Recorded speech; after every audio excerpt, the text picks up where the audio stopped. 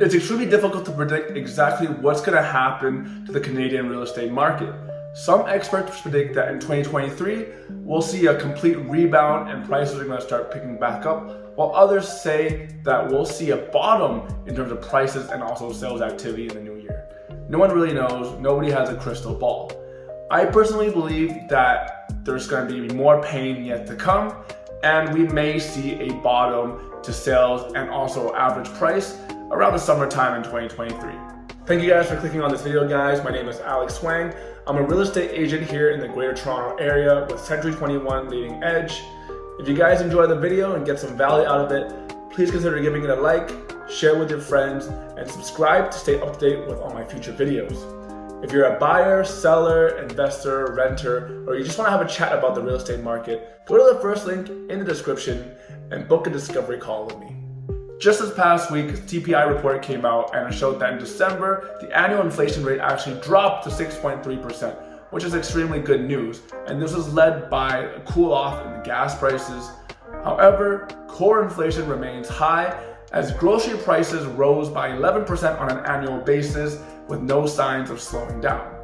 So that being said, as core inflation remains high, I think the Bank of Canada will remain mildly aggressive with its rate hikes and will likely see another maybe 25 basis point hike at next week's policy meeting.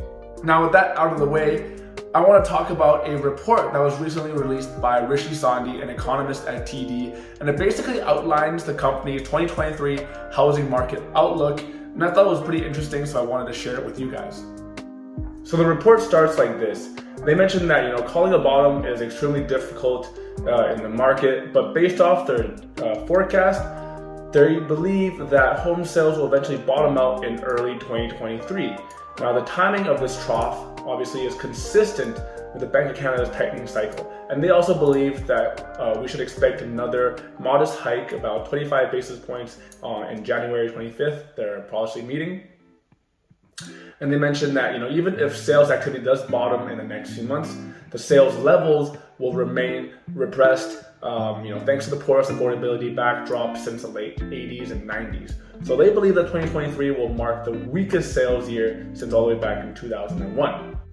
They believe that average prices will also bottom out early 2023. And they believe that the peak to trough decline will see around 20% after everything's all done. And I think that the quarterly price growth in 2023 should be weaker than what they embedded in their September forecast, because the Bank of Canada has been even more aggressive with their rate hikes than TD initially thought. Now, they also said that steep annual average price declines are expected to take place in most of the Atlantic region, Ontario, and BC in 2023. And they believe by 2024, home sales and average home prices should return to positive territory. By then, they think inflation should be contained, and Bank of Canada is expected to move rates away from the restrictive territory, and that the economy should begin to heal after a weak 2023. So I just thought that was pretty interesting. I honestly agree with most of what was said in this report. Again, I think that in 2023, sales and also average price will bottom out, probably around Q2, maybe around the summertime. And then in 2024, we're probably going to see a pretty significant rebound. I think prices are going to go back up.